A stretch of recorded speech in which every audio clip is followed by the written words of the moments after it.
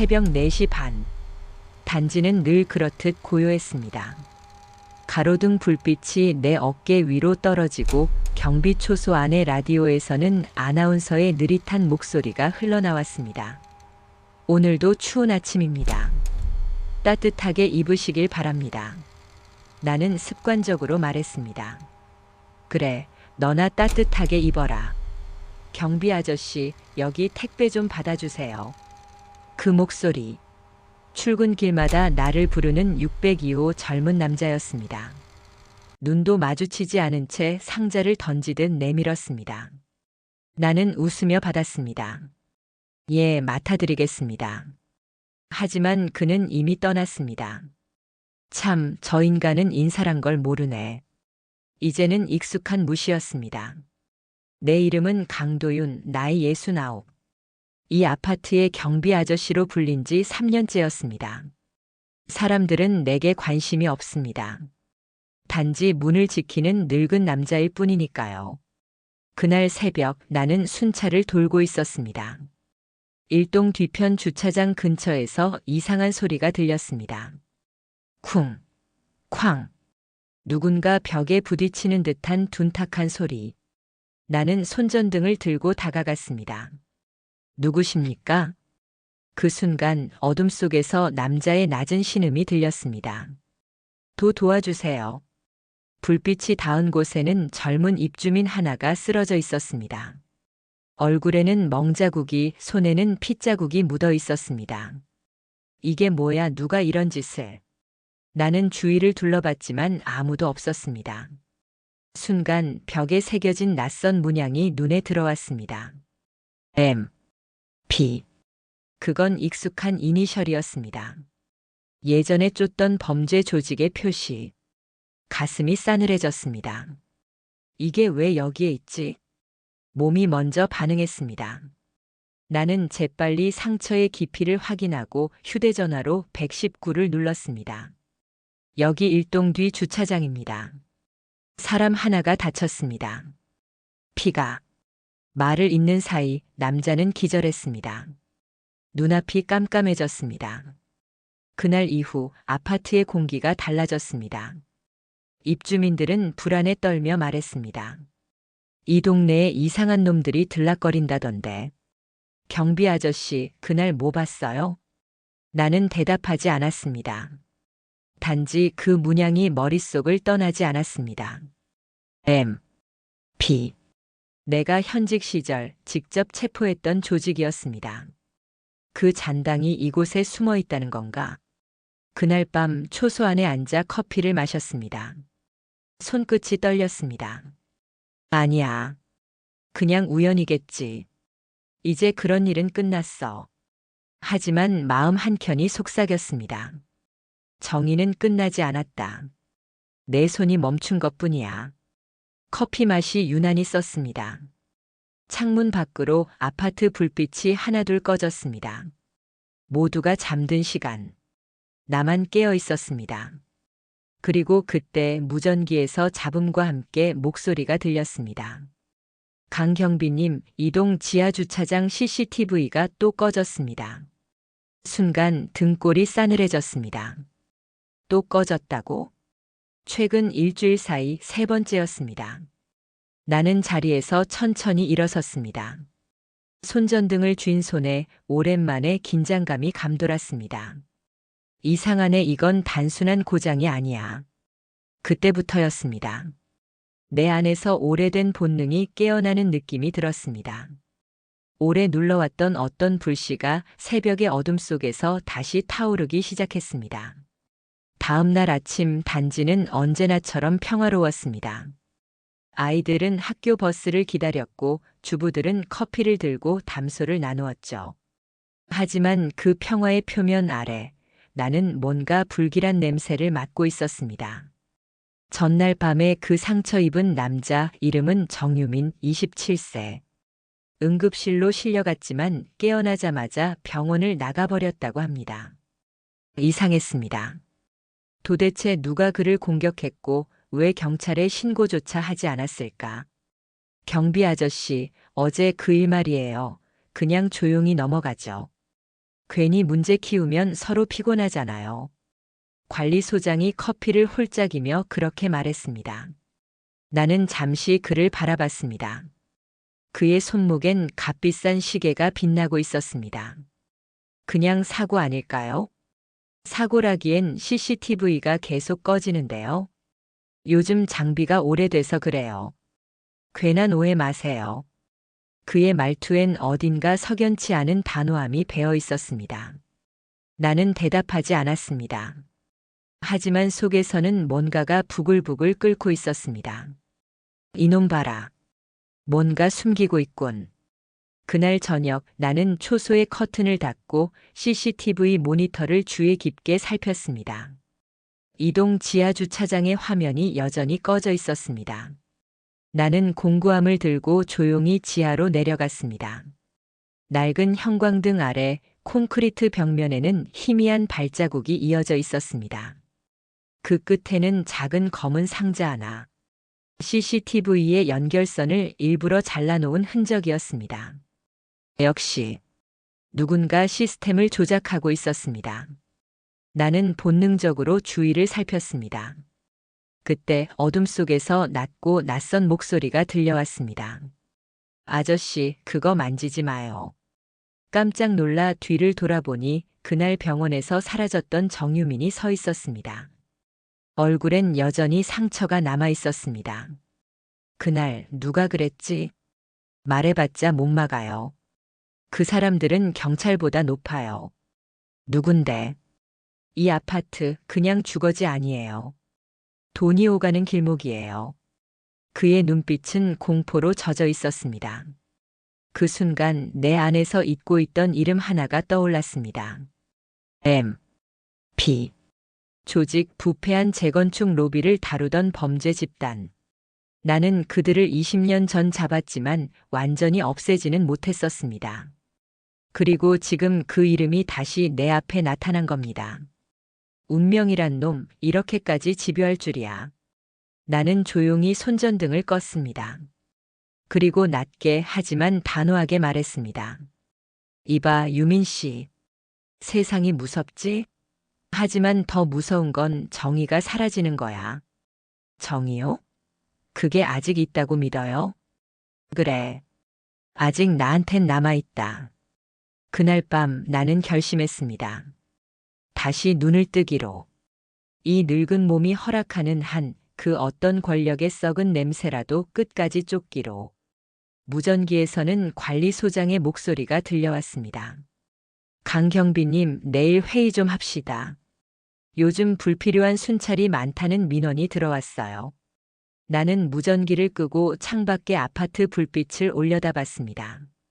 거기엔 수십 개의 창문이 있었지만 그중 단 하나라도 진실을 비추는 빛은 보이지 않았습니다. 좋아. 그렇다면 내가 직접 밝혀주지. 밤하늘에 달빛이 얇게 걸려 있었습니다. 내 결심처럼 차갑고 단단하게. 밤이 깊을수록 단지는 조용했습니다. 하지만 내 눈엔 그 고요가 더 이상 평화로 보이지 않았습니다. 불이 꺼진 창문마다 의심이 깃들어 있었죠. 모두 잠든 줄 알겠지. 하지만 이 시간에야 진짜 세상이 드러나는 법이야. 나는 관리실에서 몰래 복사해둔 CCTV 열람용 키를 꺼냈습니다. 초소의 작은 모니터에 불빛이 켜지고 단지의 하루가 되감기기 시작했습니다. 낮엔 웃고 떠들던 사람들, 밤엔 전혀 다른 얼굴이었습니다. 특히 302동의 불빛은 이상했습니다.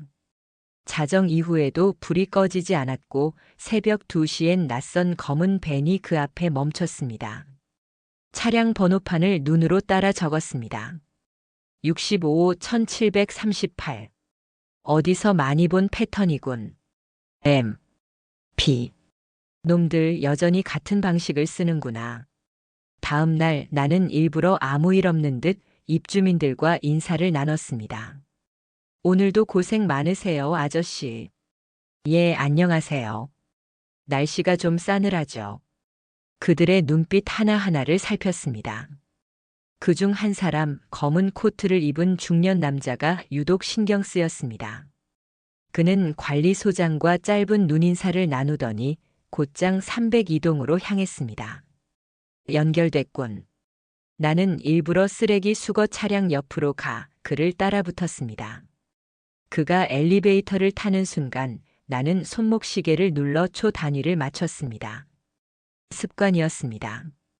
현직 시절 용의자 동선을 기록하던 버릇이 여전히 몸에 남아 있었습니다. 시간은 흘러 밤이 되었습니다. 나는 302동 옥상으로 향했습니다. 손전등 대신 조용히 휴대폰 불빛만 켰습니다.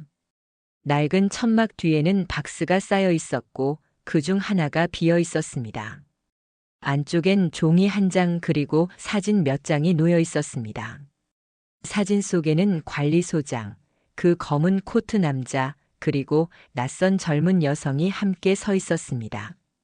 그 뒤에는 M.P. 재건 프로젝트라는 문구가 흐릿하게 찍혀 있었죠.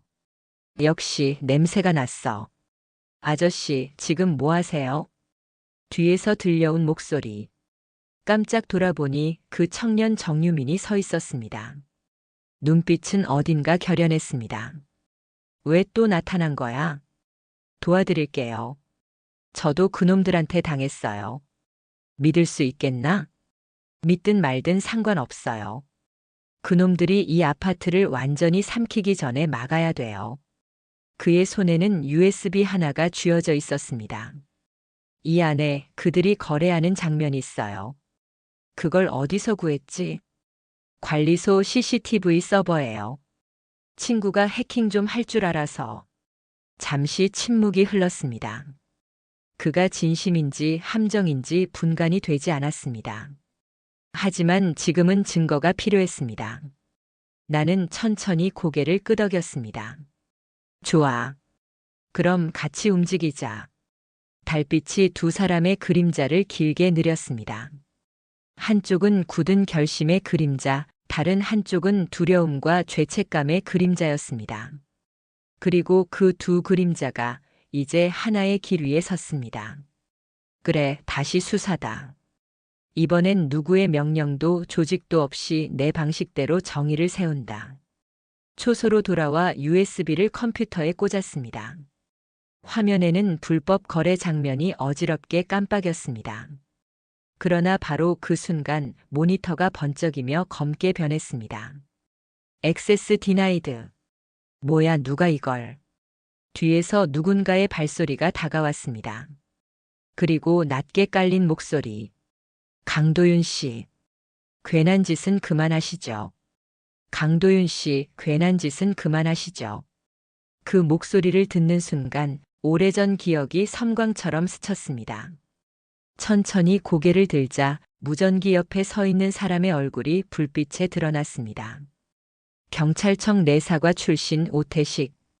한때 나와 함께 수사를 했던 동료였습니다. 지금은 민간 보안업체 부장으로 일하고 있었죠. 태식이 너였냐? 형, 세상 바뀌었어요. 정의만으로는 아무것도 못 지켜요. 그래서 내가 이 짓을 눈 감고 있단 말이야?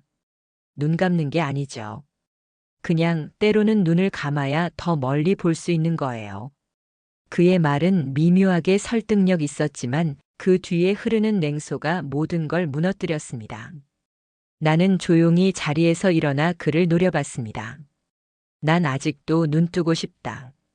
그는 미소를 지으며 USB를 가져갔습니다. 형, 이건 위험해요. 그냥 잊으세요. 나중에 감사하게 될 겁니다. 나더라. 미안합니다. 그는 돌아서며 낮게 말했습니다. 그 사건 이후로 형이 이성적이라 믿었는데 역시 사람은 안 변하네요. 그가 떠난 뒤 초소 안엔 기묘한 정적만이 남았습니다. 밖에선 바람이 지나가며 낡은 깃발을 흔들고 라디오에서 들리던 재즈 음악은 자꾸만 튀었습니다. 나는 의자에 앉아 머리를 싸쥐었습니다. 오태식, 넌 왜 그 길을 택했냐? 정이란 게 그렇게 싸구려였나? 그때 휴대폰에 문자 하나가 떴습니다. 당신이 찾는 답은 302동 지하실에 있다.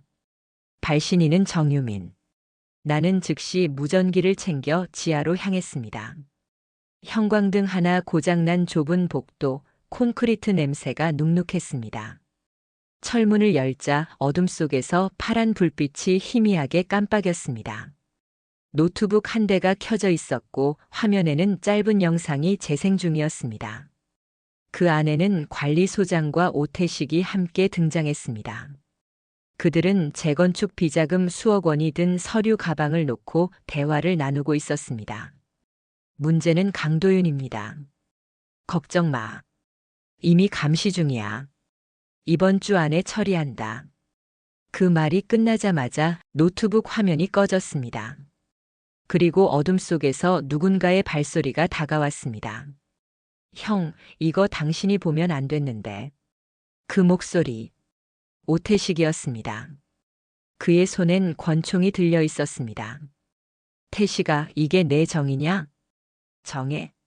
그건 젊은 놈들한테나 어울리는 단어죠. 순간 천장에서 떨어진 물방울이 그의 얼굴을 스쳤습니다.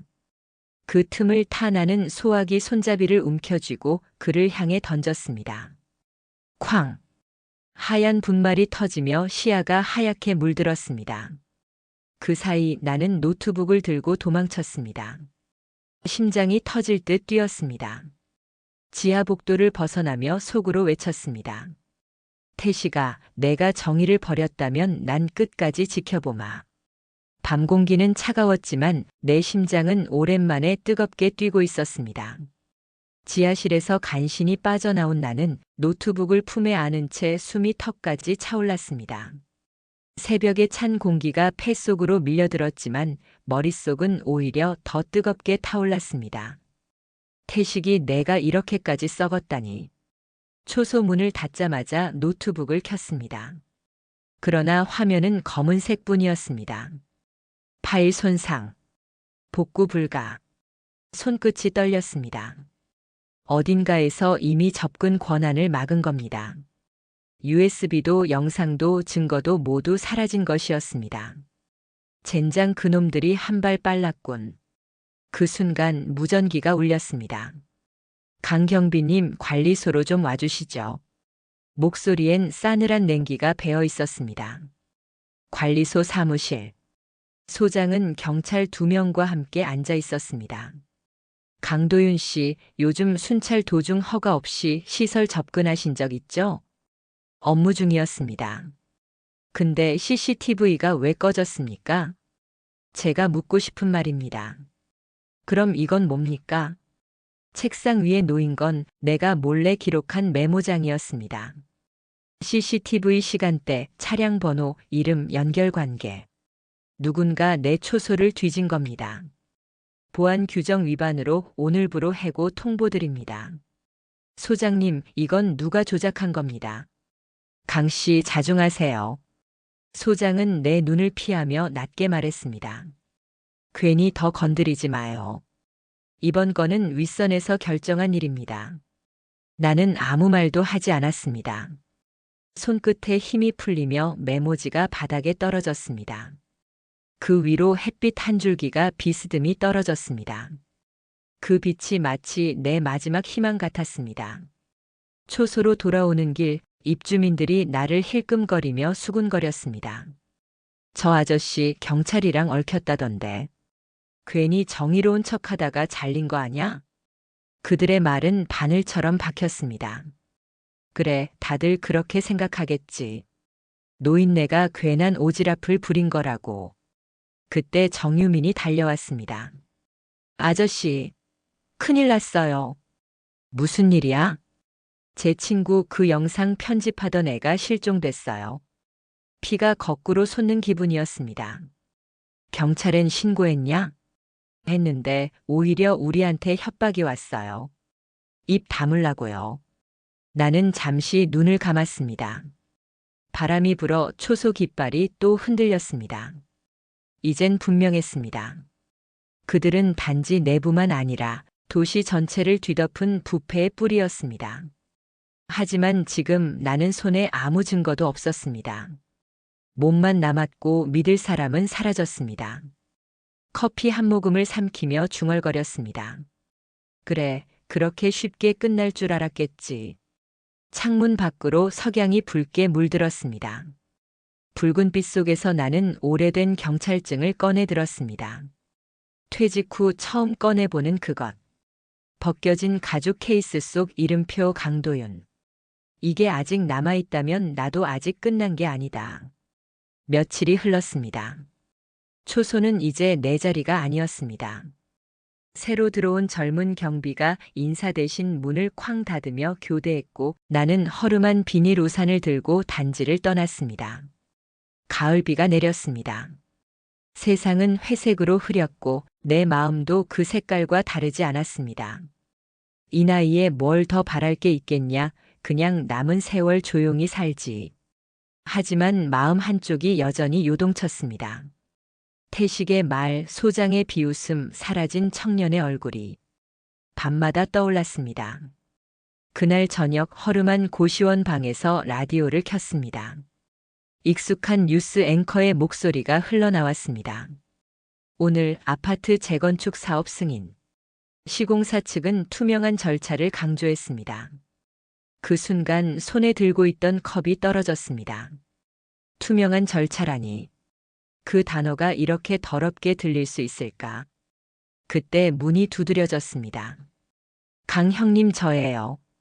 낯익은 목소리. 문을 열자 세월이 지나도 잊을 수 없는 얼굴이 서 있었습니다. 박영호. 과거 내 파트너였던 형사. 퇴직 후 연락이 끊겼던 그가 흠뻑 젖은 트렌치 코트를 입고 서 있었습니다. 오랜만이네, 도윤아. 너도 그 일에 연루된 건가? 아니, 그래서 왔지. 태식이한테서 들었어. 내가 움직였다고. 그놈이 이제 총까지 들더라. 이건 그냥 돈 문제가 아니야. 그는 젖은 서류 봉투를 내밀었습니다. 안에는 사진 몇 장과 USB 하나가 들어 있었습니다. 이건 그놈들이 숨긴 자료야. 넌 이미 표적이 됐어. 조심해. 나는 그를 노려봤습니다. 왜 이걸 지금 주는 거냐? 나도 이제 끝이 가까워. 이 세상에 정의란 게 남아있단 걸 마지막으로 증명하고 싶어서. 비가 창문을 두드렸습니다. 그 소리는 마치 오래된 시계처럼 멈췄던 시간을 다시 움직이게 했습니다. 나는 천천히 USB를 쥐었습니다. 손끝이 떨렸지만 그 떨림은 두려움이 아니었습니다. 아직 끝난 게 아니야. 이 도시, 이 단지, 그리고 나 자신까지 다시 세워야 한다. 하지만 그 순간 밖에서 타이어가 급히 멈추는 소리가 들렸습니다. 창문 틈으로 비추는 헤드라이트. 그 빛 속에서 검은 그림자 몇 명이 다가오고 있었습니다. 태식놈들이다. 형, 뒤로 숨어. 창문이 산산이 깨졌습니다. 총성이 울리고 방 안의 형광등이 깜빡였습니다. 박영호가 나를 밀쳤습니다. 도윤아, 이건 내가 가지고 가. 그의 손에 묻은 피가 내 셔츠를 적셨습니다. 그는 바닥에 쓰러지며 마지막으로 웃었습니다. 끝까지 가라. 모든 게 멈춘 듯한 순간 라디오에서는 여전히 뉴스가 흘러나왔습니다. 오늘도 평범한 하루였습니다. 나는 USB를 움켜쥔 채 피투성이가 된 손으로 문을 밀었습니다. 바깥 공기가 찼습니다. 그 냉기 속에서 내 마음은 오히려 뜨겁게 불타오르고 있었습니다.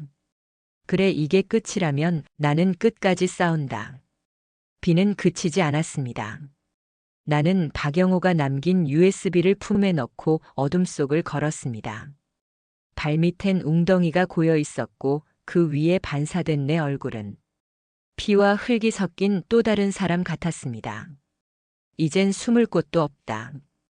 그렇다면 정면으로 맞서는 수밖에. USB 안에는 모든 게 담겨 있었습니다. 비자금 거래 내역, 뇌물 명단, 그리고 결정적 한 장면.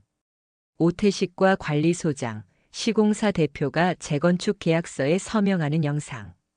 그 순간 태식이 내게 했던 말이 머릿속에서 되풀이됐습니다. 정의만으로는 아무것도 못 지켜요. 나는 피식 웃었습니다. 그래, 그 정의로 세상을 다시 뒤집어 주마. 나는 태식의 집을 찾아갔습니다. 비는 여전히 내리고 있었고 집안의 불빛은 은은했습니다. 문을 열자 그가 기다리고 있었습니다. 왔군요, 형. 그래, 왔다. 책상 위엔 위스키 병과 권총 한 자루. 태식은 잔을 기울이며 나를 바라봤습니다. 형, 아직도 정의를 믿어요? 믿음이 아니라 나 자신을 지키는 일이지. 그럼 내게 총을 쏘든가. 나는 조용히 걸어가 USB를 그의 앞에 내려놨습니다.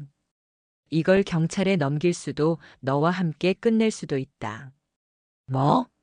선택은 내가 해라. 그의 손이 떨렸습니다. 눈빛 속엔 죄책감이 스쳤습니다. 나도 알고 있었어. 언젠가 이게 터질 거란 걸. 하지만 형, 난 살아남고 싶었어. 그래, 다 그렇지. 나도 그랬다. 잠시 정적. 그리고 창문 밖에서 경찰 사이렌이 울렸습니다. 태식이 놀라 나를 노려봤습니다. 설마. 그래, 이미 보냈다. 너한테 한 번의 기회를 준 거다. 그의 눈에서 눈물이 흘렀습니다. 형 결국 이렇게 가는구나. 그는 권총을 내려놓았습니다.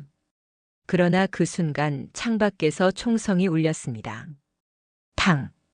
유리창이 깨지고 태식이 가슴을 움켜쥐며 쓰러졌습니다. 문이 부서지며 무장한 남자들이 들이닥쳤습니다.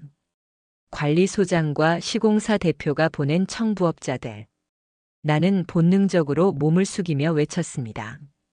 태식, 버텨. 가 도유나 이건 끝까지 가져가. 그가 손에 쥔 USB를 내게 던졌습니다. 피가 튀었고 바닥이 미끄러웠습니다. 나는 책상 뒤로 구르고 옆에 떨어진 권총을 잡았습니다. 다시 총을 잡을 줄은 몰랐다. 그 순간 모든 게 느리게 흘렀습니다. 나는 숨을 고르고 총을 겨눴습니다. 탕, 탕, 탕. 세 발의 총성. 유리 파편과 비의 냄새, 그리고 숨막히는 정적. 남자들이 쓰러지고 나는 무릎을 꿇었습니다. 비가 다시 쏟아지기 시작했습니다. 태식은 미소를 지으며 마지막 말을 남겼습니다. 형, 그래도 정의는 있었네. 그의 눈이 천천히 감겼습니다. 비가 창문을 때리며 울부짖는 듯한 소리를 냈습니다. 나는 피투성이가 된 USB를 꼭 쥐었습니다. 그래, 정의는 죽지 않는다. 비록 우리가 사라져도 이 기록은 남는다. 비가 멎었습니다. 하늘은 낯빛으로 흐렸지만 구름 사이로 희미한 햇살이 스며들고 있었습니다. 그 빛은 피와 먼지, 잿빛 세상을 천천히 덮어주고 있었습니다. 며칠 후 뉴스가 세상을 흔들었습니다. 아파트 재건축 비리 사건, 경찰 내부 인사 연루. 익명의 제보자가 제출한 영상 파일로 전면 수사 착수. 그 영상 바로 태식이 목숨으로 남긴 USB였습니다. 언론은 미확인 제보자라고 불렀지만 나는 알고 있었습니다. 그건 우리의 이름이었습니다. 나와 태식, 그리고 사라진 박영호. 나는 다시 그 아파트 단지 앞에 섰습니다. 모든 게 끝난 줄 알았지만 세상은 여전히 돌아가고 있었습니다. 새벽 공기는 차갑고 깨끗했습니다. 초소에 불이 꺼져 있었지만 나는 조용히 문을 열었습니다. 경비 아저씨, 또 돌아오셨어요? 602호 남자가 말했습니다. 그의 눈빛엔 예전과 다른 온기가 묻어 있었습니다. 나는 미소 지었습니다. 예. 아직 이 동네가 필요로 하니까요. 그는 어색하게 웃으며 고개를 숙였습니다. 그 짧은 인사가 세상 어떤 칭찬보다 따뜻했습니다. 나는 다시 순찰을 돌았습니다. 가로등이 꺼져 있는 골목, CCTV 밑에 그림자, 그리고 새벽 하늘의 첫 별 하나. 그곳에서 나는 느꼈습니다. 비록 세상은 변하지 않아도 단 한 사람의 행동이 또 다른 누군가의 마음을 움직인다는 걸. 라디오에서는 잔잔한 음악이 흘러나왔습니다. 오늘 새벽 공기의 냄새가 참 맑습니다. 그 멘트를 들으며 나는 중얼거렸습니다. 그래, 정의의 냄새지. 순찰로를 돌며 아이들이 등교하는 길목 앞을 살폈습니다. 바람이 불어 낙엽이 굴러갔고 그 소리가 내 발소리와 함께 울렸습니다. 나는 잠시 하늘을 올려다봤습니다. 비가 그친 뒤에 햇살은 여전히 눈부셨습니다.